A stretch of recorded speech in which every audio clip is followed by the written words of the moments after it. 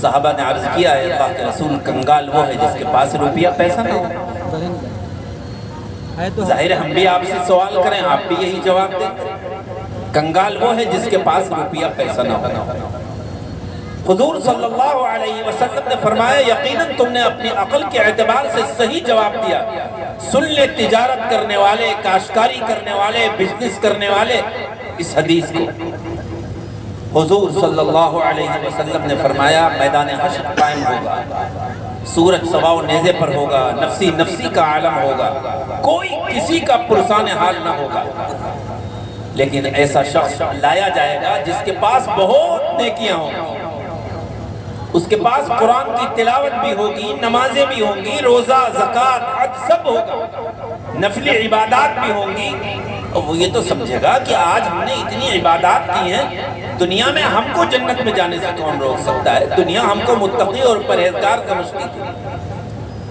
اللہ فرمائے گا، بہت غور سے سننے کی بات ہے بھائیوں، اللہ فرمائے گا تم نے یقیناً ہمارے حقوق ادا کیے، نماز تم نے ایک وقت کی نہیں چھوڑی، روزہ بھی رکھے رمضان کے، زکوٰۃ بھی ادا کی، حج بھی کیا، لیکن دیکھو یہ بھائی آ گیا، اس کا تم نے پیسہ نہیں دیا، یہ دیکھو دوسرا آ گیا، تیسرا آ گیا، سارے حقوق والے جمع ہو جائیں۔ اگر 100 روپے بھی کسی کے باقی ہیں وہ بھی وہاں پر موجود ہوگا۔ اللہ فرمائے گا کہ بھائی ان کو ان کا پیسہ دے دو، جو زمین ان کی ہڑپ کی ہے وہ زمین دے دو۔ تو میرے بھائی، میرے عزیز، میرے دوست، بتائیے اس وقت کیا میرے پاس کسی بینک کی چیک بک ہوگی کہ میں کاٹ کے دے دوں کہ یہ بھائی SBI کی چیک بک ہے، جاؤ کاٹے دے رہے ہیں وہاں سے نکال لیں؟ اگر ہم نے کسی کا حق دبایا ہوگا، کسی کی 1 انچ زمین بھی اپنے مکان یا اپنی دکان کو بڑھانے میں دبائی ہوگی تو وہاں پر تو کوئی زمین بھی نہیں ہوگی، نتیجتاً ہماری وہ عبادتیں ہوں گی جو اللہ نے ہمیں اس مختصر سے زندگی میں کرنے کی توفیق دی ہوگی، وہ ہماری تمام عبادتیں اللہ اس شخص کو دے گا جس نے دنیا میں صرف فرائض ادا کیے، زیادہ نوافل تو نہیں پڑھ سکا، زیادہ تسبیحات تو نہیں پڑھ سکا، تہجد و اشراق تو نہیں پڑھ سکا، لیکن دنیا میں کسی کا حق نہیں، اللہ اس کو جنت کا پروانہ دے دے گا، اور یہ جو نیکیوں کا ایک انبار لے کر گیا تھا اس کو دوزخ کا پروانہ مل جائے گا، دوزخ کا پروانہ۔ اللہ ہم سب کی حفاظت فرمائے۔ بہت ڈرنے کی بات ہے، میں یہ موضوع اس لیے لایا ہوں کہ آج وہ طبقہ نہیں جس کو لوگ دیندار نہیں سمجھتے، میں بات اس طبقے کی کر رہا ہوں جس کا لوگ دیندار سمجھتے ہیں۔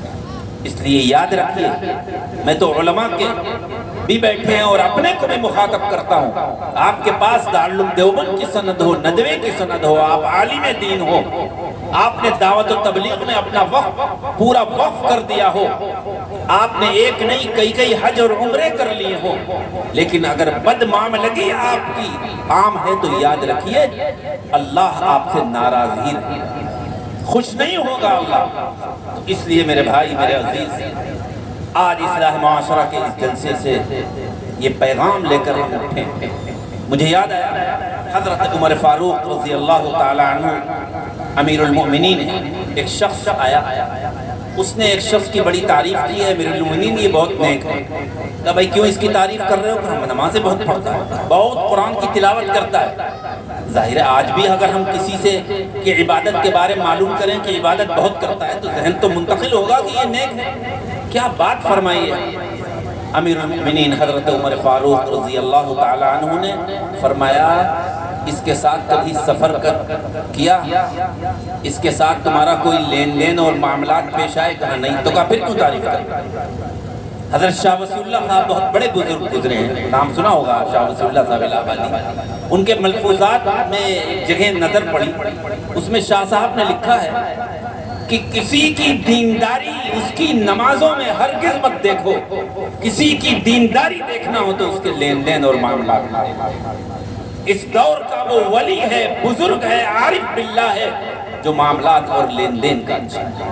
اور خود حضور اقدس صلی اللہ علیہ وسلم نے عبادت گزار کی تعریف کرتے ہوئے ایک حدیث کا وہ ٹکڑا صرف آپ کو سناتا ہوں۔ اللہ کے پیارے نبی نے فرمایا تھا اتق المحارم تکن اعبد الناس۔ اگر میں آپ سے پوچھوں اس مجمع سے کہ بتاؤ عبادت گزار کسے کہتے ہیں، تو آپ کے کہیں گے مولانا یہ تو عجیب سوال ہے، عبادت گزار وہی ہے جو ہر وقت عبادت کرتا ہو۔ لیکن حضور اقدس صلی اللہ علیہ وسلم نے عبادت گزار کی تعریف کیا کی ہے، سنیے غور سے۔ اللہ کے پیارے نبی فرماتے ہیں کہ جن چیزوں کو اللہ نے حرام کیا ہے، سن لیجئے، جن چیزوں کو اللہ نے حرام کیا ہے اس سے اپنے آپ کو بچا لو۔ اعمل اس میں تفضیل کا صیغہ ہے، لوگوں میں یعنی تمام انسانوں میں سب سے بڑے عبادت گزار۔ اس لیے اگر ہم عبادت گزار اور صحیح معنی میں اللہ کے بندے بننا چاہتے ہیں تو اصلاح معاشرہ کے اس جلسے سے یہ پیغام لے کر جائیے کہ ہمیں دیکھنا ہے کہ کس کو دینا ہے، وصیت کر کے جائیے کب اللہ کا بلاوا آ جائے تاکہ آپ کے انتقال کے بعد بچوں کے لیے یہ مسئلہ نہ ہو پتہ نہیں کس سے کیا لینا ہے اور کس کو کیا دینا ہے۔ آئے دن جو گھروں میں جھگڑے ہو رہے ہیں، خاندانوں میں جھگڑے ہو رہے ہیں، اس کی بنیاد یہی تو ہے، پراپرٹی تو ہے، پیسہ تو ہے۔ اس لیے جہاں اللہ آپ کو توفیق دے رہا ہے نمازوں کا بھی اہتمام کریے، عبادات کا اہتمام کریے، لیکن معاملات اور لین دین کے صاف رکھیے۔ اور یاد رکھیے دنیا میں عبادت گزار اور اچھا اور متقی پرہیزگار اسی کو سمجھیے جو حقیقت میں معاملات اور لین دین کا صاف ہو اور گناہوں سے اپنے آپ کو بچا۔ کسی کا حق مارنا معمولی گناہ نہیں ہے، بہت بڑا گناہ ہے۔ آج ہمارے معاشرے میں ایک جملہ ہے بہت عام ہے، پتہ نہیں یہاں کا نہیں، کہ حج تو کری آئے ہیں، ایک نہیں کئی کری آئے اور عمرے بھی خوب کر رہے ہیں اور میرا 5,000 روپیہ ہے نہیں دے رہے، 10,000 روپے ہے نہیں دے رہے۔ کیا فائدہ ہے ایسے حج سے؟ یقیناً الحج تہدم ما کان قبلہ، اللہ کے پیارے نبی نے فرمایا ہے العمرۃ تہدم ما کان قبلہ، کہ حج سے انسان کے تمام پچھلے گناہ معاف ہو جاتے ہیں، عمرے سے تمام گناہ معاف ہو جاتے ہیں۔ لیکن یاد رکھیے آپ میدان عرفات میں رو کر گر گرا کر گناہ توبہ کریے، آپ خانہ کعبہ کے پردے کو پکڑ کر میزاب رحمت کی طرف پکڑ کر آپ روئیے، گر گڑائیے، آپ ملتزم سے چپٹ کر روئیے، اور آپ تو سمجھ رہے ہیں یقیناً آپ کے وہ گناہ جس کا تعلق اللہ کے حقوق سے ہے معاف ہو جائیں گے۔ لیکن اگر کسی کی حق تلفی کی ہے تو ایک نہیں آپ 50 حج کر لیجیے، معاف۔ میں نے یہ بات اس لیے کہی کہ جہاں حج میں جانے سے پہلے، ابھی بھی حج میں جانے والے ہیں لوگ، ہاں ایک شخص کا کاروبار چل رہا ہے، لین دین ہو رہا ہے، اس کو بھی یہ چاہیے کہ اگر اس کے حج میں 35 سے 40 دن لگ رہے ہیں تو وہ بتا کے جائے ان جگہوں سے جہاں سے اس کا سامان آتا ہے کہ دیکھو اتنے دن میں نہیں رہوں گا، میرا بیٹا رہے گا یا مینیجر رہے گا یا نوکر رہے گا، تمہارا پیمنٹ نہیں رکے گا، یا اتنے دن کی مجھے مہلت دو۔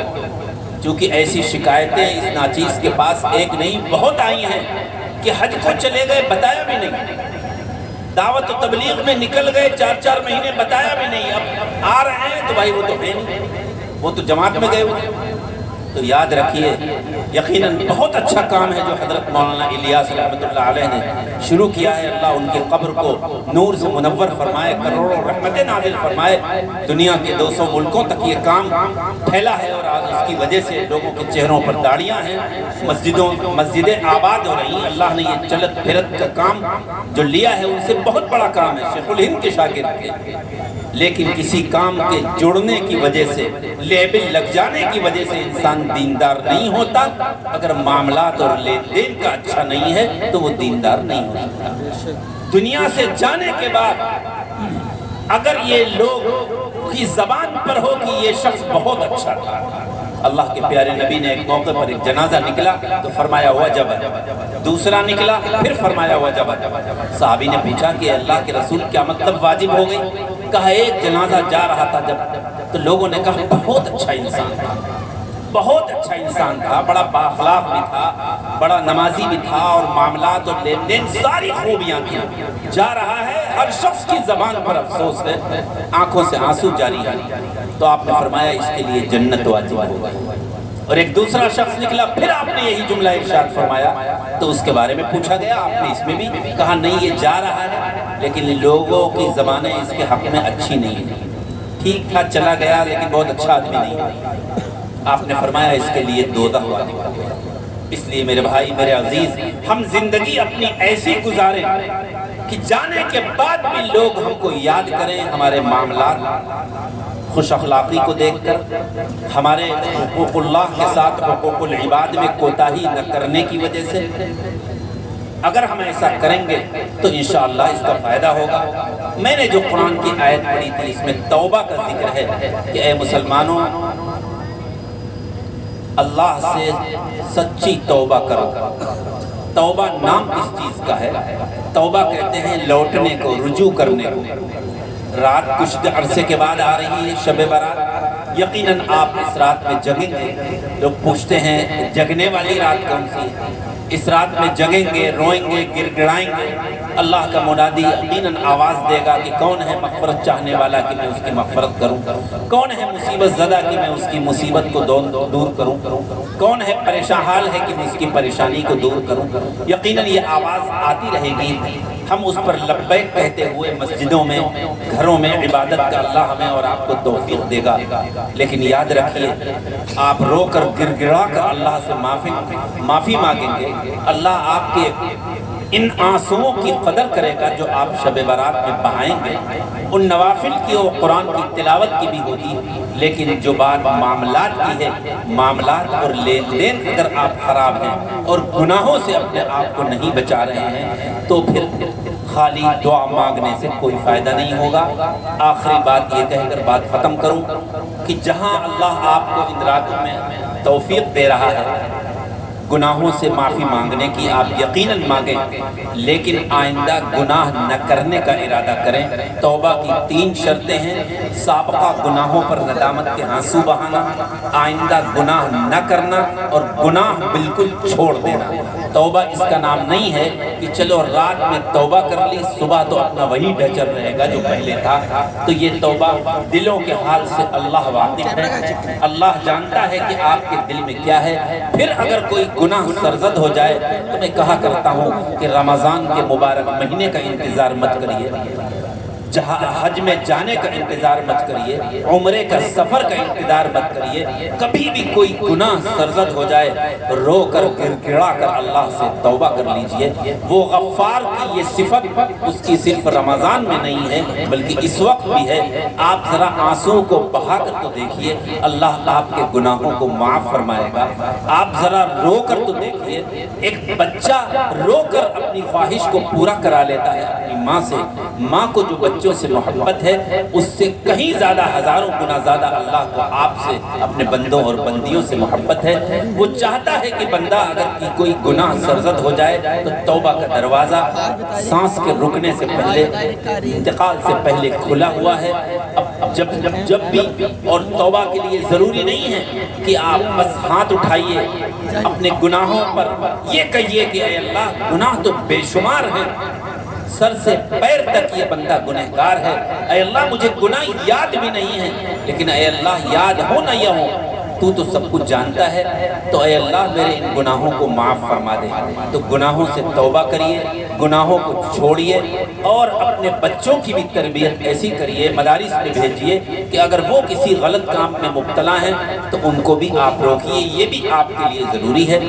میں نے جو حدیث پڑھی تھی اس میں یہ ہے التائب من الذنب کمن لا ذنب لہ، گناہ سے توبہ کرنے والا ایسا ہوتا ہے جیسے اس کے نام اعمال میں کوئی گناہ نہیں ہے۔ دنیا کی طرح نہیں ہے کہ ایک جرم آپ نے کیا وہ لکھ گیا، دوسرا کیا آپ کی ایک فائل بن گئی، آپ کبھی معلوم ہوا کہ ایک جرائم پیشہ ہو گئے۔ اللہ کا حال تو یہ ہے کہ بندہ جب صدق دل سے گناہ کے لیے توبہ کرتا ہے، اللہ سے رجوع کر کے گر گڑاتا ہے، تو اللہ تعالیٰ اس کے سابقہ گناہوں کو مٹا دیتا ہے، ختم کر دیتا ہے۔ تو گناہ سے توبہ کرنے والا ایسا ہی ہو جاتا ہے جیسے اس سے کوئی گناہ سرزد نہیں ہوا۔ بس یہی پیغام دے کر آپ کو اس مختصر وقت میں جانا چاہتا ہوں کہ معاملات کی درستگی کی فکر کریے، فکر آخرت میں، قبر میں جو سوال ہوگا ما دینک کا، وہاں ہے تمہارا طریقہ زندگی کیا تھا، بالغ ہونے کے بعد سے اب تک تم نے کس کے مطابق زندگی گزاری ہے، مذہب اسلام کے مطابق یا دیگر لوگوں کے طریقوں پر۔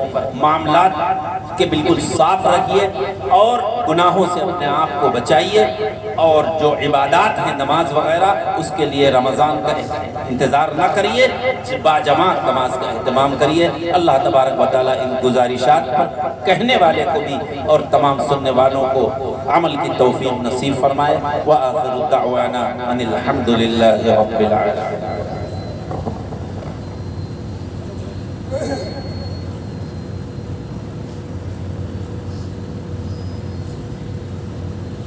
ماشاءاللہ حضرت والا نے اپنے ناصحانہ کلمات اور مواعظ حسنات سے مستفیض فرمایا، یقیناً بہت قیمتی باتوں سے نوازا ہے، اگر ہمارا اس پر عمل ہو جائے تو ہماری زندگی سنور سکتی۔ اب ہمارے پروگرام کی آخری کڑی باقی ہے، حضرت والا تشریف لا چکے ہیں، انشاءاللہ ابھی آپ کے سامنے اسٹیج پر کچھ ہی دیر میں آنے والے، اور آخری کڑی ہے جیسا کہ آپ نے اشتہار کے مطابق دیکھ ہی لیا ہے۔ اس سے قبل تھوڑا سا مدرسے کا تعارف، آپ حضرات کو یہ بتا دیں کہ خدام جامعہ